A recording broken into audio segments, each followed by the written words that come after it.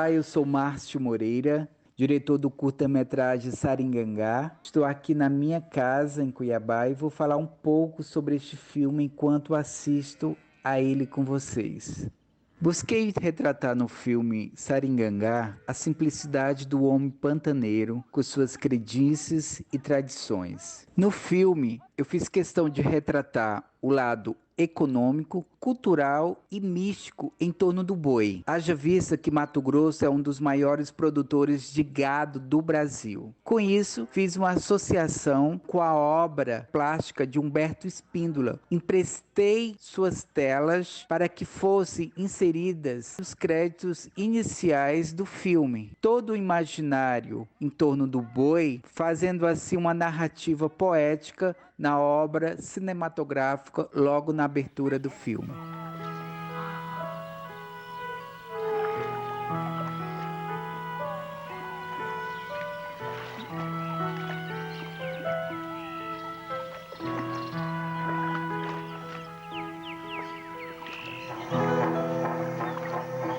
Logo na abertura do filme, nós utilizamos a locução e um dos meios de comunicação da comunidade é o rádio.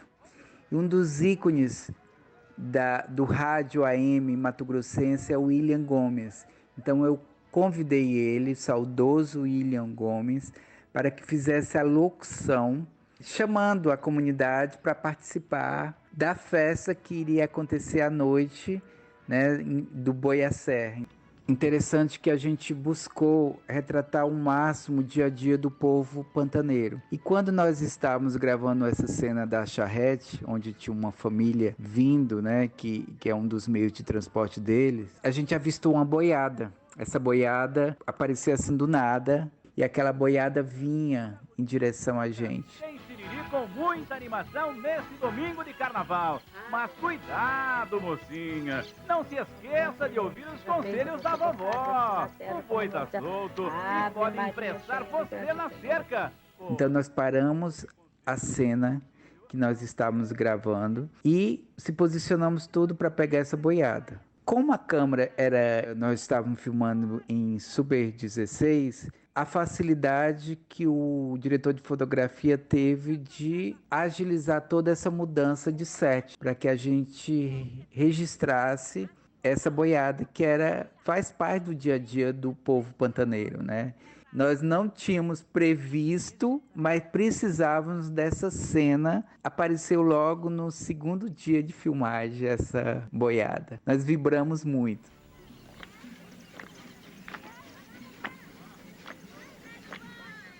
A ideia dessa cena é justamente fazer a fusão da cultura popular através do Boi à Serra e as artes plásticas nas obras de Humberto Espíndola.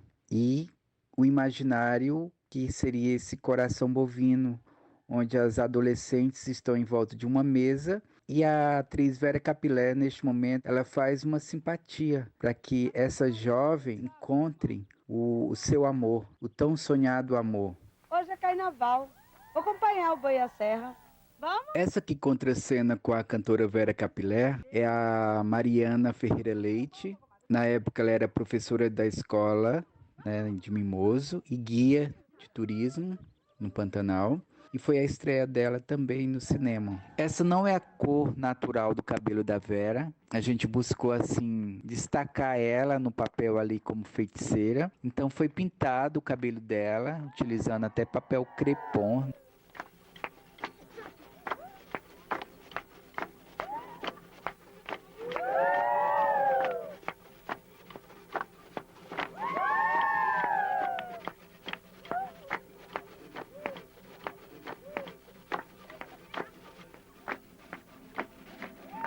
Foi usada a grua na cena quando o Boi à Serra vem na estrada, né, chamando todos os moradores da comunidade para a grande festança em frente à igreja.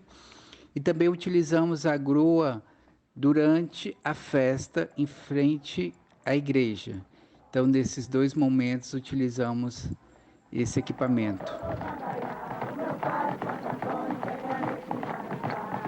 A captação foi feita numa câmera Super 16 e posteriormente ampliado para 35mm. A vantagem da Super 16 é a facilidade dela no deslocamento e permitir cenas noturnas a bordo de canoa, próximo a animais, em locais de difícil acesso. Por exemplo, quando há dança, você precisa de muita mobilidade e câmera na mão. Foi o que aconteceu nessa cena onde tinham aproximadamente 120 pessoas, todos moradores da comunidade de Mimoso. Teve alguns atores que saíram de Cuiabá, mas maior parte da comunidade. Essa cena, além de muita angulação, era um desafio muito grande da gente iluminar todo esse espaço muito amplo. Pantanal, quando escurece, escurece mesmo, é uma escuridão total. E era um grande desafio diante do baixo orçamento que a gente tinha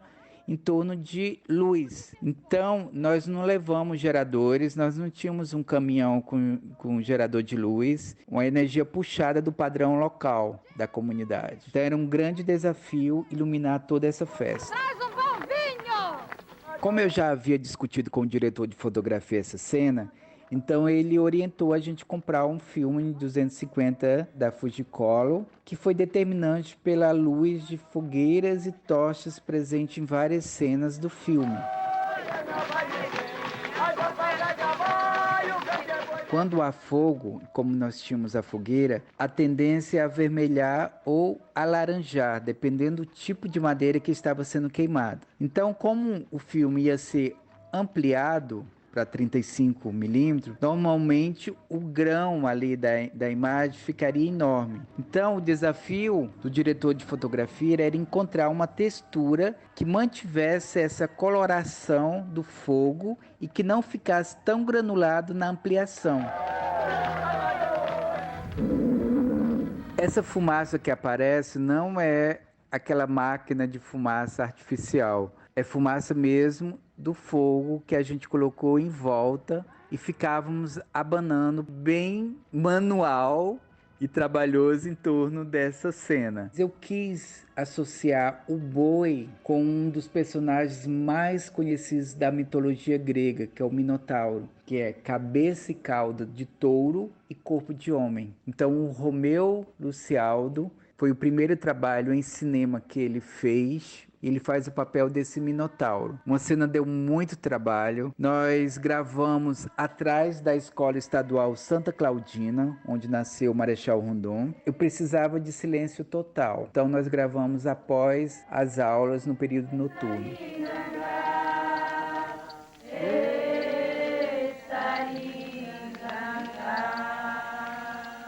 Nós começamos as gravações às 10 da noite, foram terminar 4 da manhã. Nós cavamos buracos ao longo do caminho do Minotauro, que ele saía do meio da mata, colocado latas de óleo com querosenes dentro para iluminar o caminho.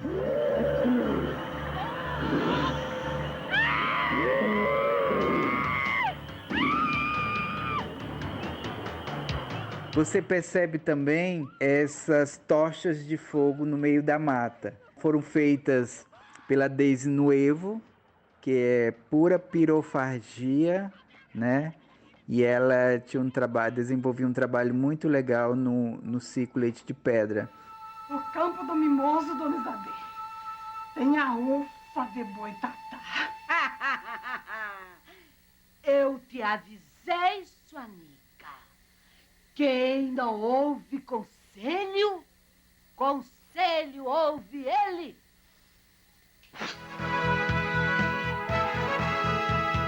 Então, foi a Deise que estava soltando fogo pela boca em vários momentos onde a atriz Mara Ferraz está correndo logo após ser atacada por o boitatá. Então ela encontra tochas de fogo no caminho, quando ela fala a ufa de boitatá, que é como se cada tocha dessa de fogo era um boitatá saltando em busca dela. As obras de Humberto Spínola foram utilizadas tanto na abertura como no final da película. A impressão que dá é que ele pintou as telas exclusivamente para o filme, ou seja, a obra de Humberto teve muita ligação com o roteiro do curta-metragem. Eu gosto muito dessa cena onde a Cianica chega desesperada em casa, gritando pela Dona Isabel. Essa cena ficou muito marcada, não só pela interpretação das duas atrizes, Regina Lobo e Mara Ferraz. E eu lembro que essa casa era do seu José, era um viúvo, né? Morava sozinho nessa casa. E ela batia na porta, que foram gravadas 4 vezes essa cena. E ela gritava, né? Batendo na porta, e a porta já era velha. E o seu José falava, assistindo aquela cena, e virou pra mim: pelo amor de Deus, não deixa ela bater duro, porque vai quebrar a minha porta, né? E o meu medo também de que quebrasse a porta, eu teria que, né, pagar a porta do seu José. Ainda falando dessa cena em frente à igreja, tem uma pessoa de baixo, tem uma pessoa fazendo todo o movimento com boi à serra. É um rapaz de Levegé que veio para fazer a cena, e ele já tem habilidade de fazer todo o manuseio com o boi, a serra, né? Então ele participou dessa filmagem. O interessante é que isso foi no 3º dia, né? Essa festa aí do carnaval. E no 4º dia nós íamos gravar essa cena onde o boi sai pela rua anunciando o carnaval para as pessoas irem até em frente à igreja. E nesse dia, que foi no 4º dia, o rapaz de Levegé não podia participar. E o maquiador, Kim Fernandes, achando que toda a estrutura do boi era leve, falou: ah, eu faço, pode deixar. E ali embaixo, um calor, né? E com toda aquela estrutura por cima, ele estava sem camisa, né? Tinha uma parte de esponja que segurava um pouco ali a cabeça, mas ele acabou machucando as costas, porque a filmagem demora, né? Então ele ficou fazendo todo aquele movimento sem ter uma experiência, mas com a boa vontade de ajudar, a agilidade nas filmagens, e a gente não contava com o rapaz de Levegé que era para fazer essa cena. Então o nosso maquiador que ficou embaixo do boi para fazer essa cena onde o boi à serra sai pela rua. O filme contou com total participação de mato-grossenses, né, desde os atores principais até os figurantes, e o grupo de Siriri da pequena comunidade Mimoso, no Pantanal. O figurino do grupo de Siriri Araras do Mimoso foi feito pelo artista plástico Márcio Aurélio e produzido por costureiras do município de Levegé. Após a gravação, nós presenteamos o grupo com o figurino. Lembro que eles ficaram muito felizes, que eles só tinham uma roupa para se apresentarem. Esse boi à serra também nós produzimos ele, foi confeccionado para o filme e presenteado à comunidade logo após as filmagens. Então eles ganharam tanto o figurino como o boi à serra. Antes de iniciarmos as gravações, eu fiz questão de reunir com a comunidade na Escola Estadual Santa Claudina. Então, um dia à noite, foi toda a equipe técnica, chamei a comunidade para mostrar o projeto. Por quê? Porque naquela semana ia sair da rotina deles. Eles iam avistar carros passando com mais frequência, gruas sendo montadas, travelings também, equipe com câmeras passando, enfim, a rotina deles ia ser quebrada. Então eu precisava mostrar à comunidade da importância daquele filme para eles, que nós estávamos ali para mostrar a cultura deles, a comunidade deles. Então foi uma noite muito agradável, de troca de experiências, onde a comunidade entendeu o objetivo do filme e abraçou, principalmente no dia que eu os convidei a estarem conosco na filmagem que ia acontecer em frente à Capela Santo Antônio, que seria a festa onde estaria o boi à serra, esse grupo reunido envolvendo 120 pessoas. Então tinha praticamente toda a comunidade veio participar dessa festança em torno da fogueira com o boi à serra que aconteceu em frente à Capela Santo Antônio. é aquilo que eu reforço. Nós aproveitamos a própria população com seu linguajar, com seu jeito de ser, de se expressar, para dar vida aos personagens desse curta-metragem. A produção tinha um grande desafio: hospedar toda a equipe técnica e parte do elenco. E a comunidade Mimoso não tinha hotel. Então, parte da equipe ficou na casa do professor Carlos Reineres e da dona Nessina, e outra parte em uma casa que nós alugamos que ficava ao lado da igreja. Com isso, precisávamos resolver a questão da alimentação, de uma pequena pousada, e nós fechamos todas as refeições lá. Então nós tomávamos o café da manhã, almoçava, jantava, os lanches aconteciam todas nessa pequena pousada, que foi adaptada toda para receber a equipe. O legal de tudo isso é que com o investimento que essa pousada recebeu, eles investiram. E hoje você visita ali a comunidade e vê o grande benefício econômico que o filme acabou proporcionando à comunidade, bem como ao grupo cultural da comunidade do Siriri, que foi beneficiado com roupas, com boi à serra. Também comerciantes tiveram como aprimorar e ampliar o seu comércio com a renda do filme. É interessante que nessa casa que nós alugamos, teve gente que teve que dormir em barraca porque não tinha quarto suficiente. Então, em volta da casa, tinha uma área muito grande. Então, foram montadas barracas para que parte da equipe também ficasse hospedado lá, diante da pouca estrutura que a comunidade tinha. Como as filmagens estavam sendo realizadas em dezembro, período de chuva, então nós ficamos atentos. Em uma noite, o céu estrelado no Pantanal, nós fomos orientados pela própria comunidade que no dia seguinte ia dar muito sol. Então nós aproveitamos, como a gente precisava da cena do nascer do sol, então nós mudamos, né? E a primeira gravação foi realizada na Baía Mariana, que fica a 18 quilômetros da comunidade Mimoso, onde nós estávamos hospedados. Então nós saímos 3 da manhã, nós tínhamos apenas esse barco, que era da própria comunidade, essa canoa, e pouco tempo, porque o sol poderia subir e a gente precisava ainda naquele efeito na água. A princípio, nós pegamos o movimento com a câmera ainda fora da água, nós precisávamos que passasse em frente ao sol e depois em direção ao sol. Essa era a cena que a gente precisava fazer. Então foram feitas 3 vezes essa cena, quando ele passa em frente ao sol, e 2 vezes porque ele virava, então não ia, o sol ficava do lado. Então a gente tinha que estar gritando para ele: vira para a direita, vira para a esquerda, né? E o sol subindo, então a gente corria contra o tempo para poder fazer essa cena.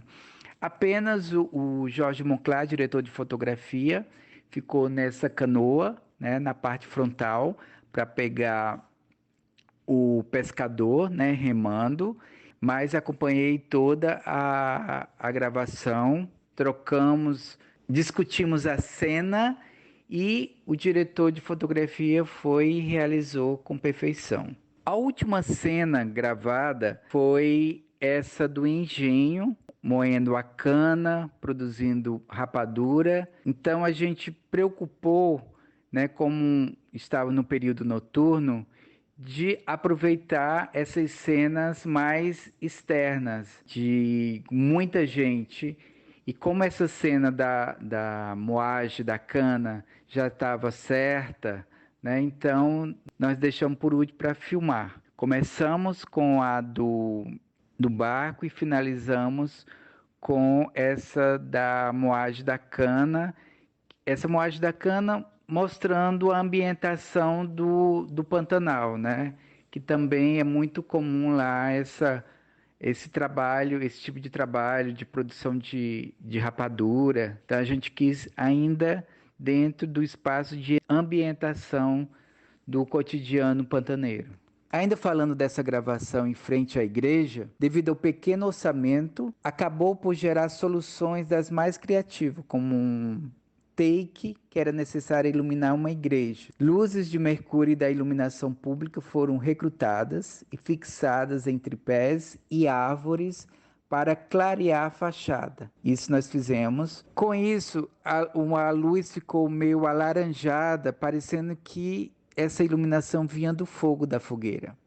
Esse foi mais um desafio para o diretor de fotografia Jorge Monclar. Ele teve que compor a luz das imagens usando o fogo como fonte luminosa. E deu muito trabalho. Foi um estresse, porque a gente tinha que ter em mente que o filme ia ser ampliado, né? Então, como que ficará a resolução para 35mm? A gente estava captando em sub-16, mas seria ampliado. Então, tinha que ter todo esse cuidado na ampliação. O que ele procurou? Ele procurou iluminar com pouquíssima luz, mantendo uma qualidade mínima de contraste para poder ampliar em 35.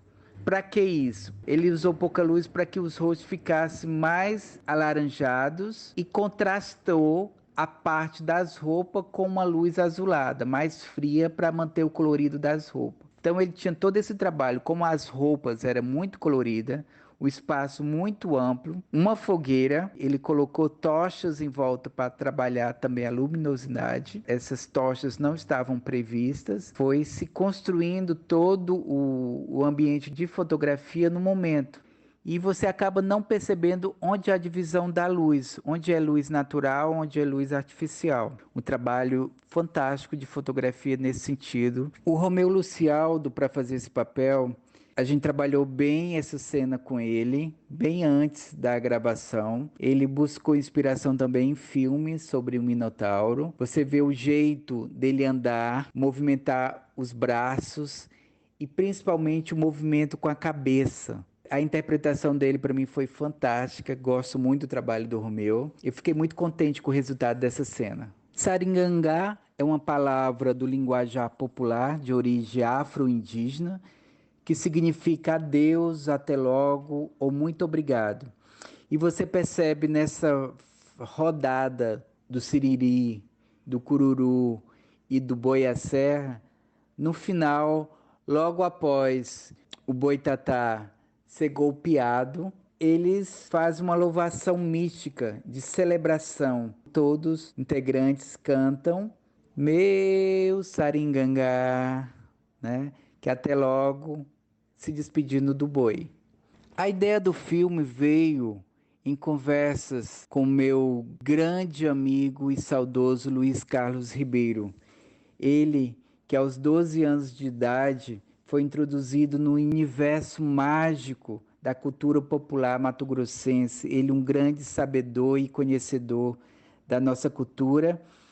E ele falava muito da Preta da Fronteira, que foi a grande incentivadora e responsável por ele adentrar no universo da cultura popular. Preta da Fronteira é uma cabocla ameríndia, uma rezadeira, uma dançarina de Siriri, lá da cidade de Santo Antônio de Lavegé. A ideia do filme veio dos longos papos que eu tive prazer de ter com meu saudoso amigo Luiz Carlos Ribeiro.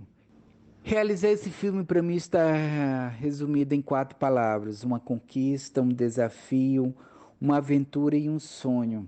Então essas 4 palavras expressam o desejo e a emoção que foi realizar esse projeto cinematográfico, filme Saringangá. Uma conquista que foi advinda de uma premiação no Festival de Cinema e Vídeo de Cuiabá, em 1999. E eu acredito que mais do que uma simples premiação, foi uma conquista para todos nós que fazemos parte da família audiovisual mato-grossense, que era de produzir mais um filme aqui no estado. Ainda mais naquela época se fomentava muito a criação de um polo cinematográfico em Mato Grosso, advindo da realização do Festival de Cinema pelo organizador Luiz Borges. Se discutiu muito a criação desse polo cinematográfico. Infelizmente, não avançou esse tão sonhado projeto por todos nós. Nós sabíamos que grandes desafios tinham que ser superados para transformar aquela ideia, até então num papel, em imagens em movimento. Superamos esses desafios graças ao empenho e à dedicação de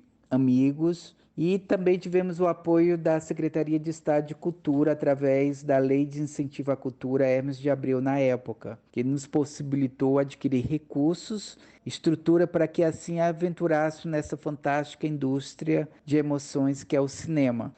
Eu recebi da Funarte parte do material para ser filmado. Na verdade, foram 3 latas em 16mm, a câmera em 16 e a parte de som. E só. E tinha um período de 1 ano para executar o projeto. E eu lembro que era um período de eleição e eu tinha que correr contra o tempo. Foi elaborado um projeto para buscar recursos, porque 3 latas de filme não dariam para rodar esse filme, e contratar toda a equipe. Busquei equipe técnica no Rio de Janeiro, diretor de fotografia Jorge Monclar, a continuista Glaucia Pelletione, o Juarez Dagoberto na parte de som e o Dutra, que foi o assistente de câmera do Jorge Monclar. Foram os 4 que vieram do Rio de Janeiro. O restante da equipe, a Mauri Tangará, Tati Mendes, e todo o elenco, todos aqui de Mato Grosso. O interessante é que quando você escreve um roteiro, você começa a imaginar cenas, movimentos, e do roteiro original do Saringangá para o finalizado não mudou praticamente nada. Pelo contrário, foram agregando, como eu falei, a cena da boiada, né, que a gente colocou no roteiro, precisava de uma boiada, mas a produção nós não tínhamos marcado um dia, vamos fazer a boiada, né, e apareceu aquela boiada para nossa felicidade. A concepção do roteiro foi muito fácil, né, porque quem teve o prazer de conhecer e trabalhar com o Luiz Carlos Ribeiro, você vê a espontaneidade, a criatividade. Ele, como surgiu de um conto das histórias dele vivenciadas e ouvidas pela Preta da Fronteira, então nós 2 escrevemos esse roteiro, né? E ficou muito fácil, porque a forma como o Luiz descrevia, eu conseguia visualizar, né? Então ficou muito fácil de dirigir esse filme. Toda a parte de elenco, de interpretação, eu deixei para o Luiz Carlos treinar com os atores, passar a concepção. Ele ficou responsável da preparação do elenco. E no dia nós passamos as cenas, né? Porque nós já tínhamos discutido como que seria o papel de cada um. Então nós já tínhamos uma afinidade muito grande em termos de ideias, de pensamento em relação ao filme. Facilitou muito a finalização do roteiro e a filmagem também. Foram 5 dias de filmagens no Pantanal, período de dezembro, e após as filmagens, o grande desafio, a montagem. Eu lembro que, na época, eu fazia assessoria de imprensa para uma empresa, uma ONG do Rio de Janeiro, que prestava serviço para a usina de Furnas. E eles me liberaram do período de filmagem. E aí surgiu o momento de montar o filme, né? Curta-metragem, orçamento curto, literalmente curto. Eu lembro que o Jorge Monclar falou assim: e agora, Márcio, montar esse filme, o que você está planejando? E assim, eu sou muito grato a eles, porque eles me orientaram em tudo, na pós-produção. Então, ele, sabendo do orçamento, ele falou: você fica na minha casa no Rio de Janeiro, o tempo que for necessário para você montar o filme. Então, para mim, que sempre sonhei em fazer cinema, para mim foi uma faculdade intensa em pouco tempo. Imagina o curso de cinema 4 anos, eu tive que fazer em 4 meses, vamos colocar assim, entre gravação e pós-produção. Então eu fui para o Rio de Janeiro, fiquei hospedado na casa dele por 3 meses. Lá ele convidou a Vera Freire, uma conceituada montadora de filmes, montou clássicos do cinema brasileiro, e ela era professora da Faculdade de Cinema da Estácio de Sá. E assim foi um aprendizado muito grande com a Vera Freire. Eu tenho até hoje um caderno onde todos os passos, precisa mixar isso, você vai em tal local, você precisa fazer. Então, assim, o boy, que geralmente essas produtoras têm um boy para fazer todo esse serviço, eu que fiquei fazendo no Rio de Janeiro. Então eu ia para Labocine, eu ia para a parte de som, a Glaucia Pelliccione, que fez a continuidade na época, ela tinha feito o Chateau, do Guilherme Fontes. Então o Guilherme estava com a produtora também lá no Rio e facilitou o trâmite para que a gente realizasse também algo para o Saringangá lá na produtora dele, no Jardim Botânico, graças à intervenção da Gláucia, né? Então foi muito legal mesmo. E nessas conversas com Vera Freire, casada com o Nelson Nardotti, que é roteirista, né, de novela da Rede Globo. Então, quando eu soube, eu falei, Vera, eu preciso conhecer, porque eu gosto de escrever, né? E aí ela falava assim, eu levo um dia você para almoçar lá em casa, mas assim, o Nelsinho tem horário para iniciar e terminar o almoço, ele não pode se estender porque ele tem que voltar a escrever a novela. Eu falei, não, tudo bem. E aí eu sei que eu fui almoçar com eles na casa deles, né? Confesso para você que eu coloquei 2 garfadas na boca, coloquei muito. Eu só queria conversar como que era o processo de escrever novela, a roteirização, né? E ele faz parte do núcleo do Agnaldo Silva, então todo esse processo, né? Trabalho muito em cima de pesquisas, então foi um aprendizado muito grande. Aproveitei esse período que estava no Rio, acabei fazendo cursos no Tempo Glauber, onde o Jorge Monclar administrava, né, o Tempo Glauber, a mãe dele lá, a dona Lúcia Rocha, convidou o Monclar para cuidar, então eu tive a oportunidade de me aperfeiçoar lá na escola, que era coordenada por Jorge Monclar lá no Tempo Glauber.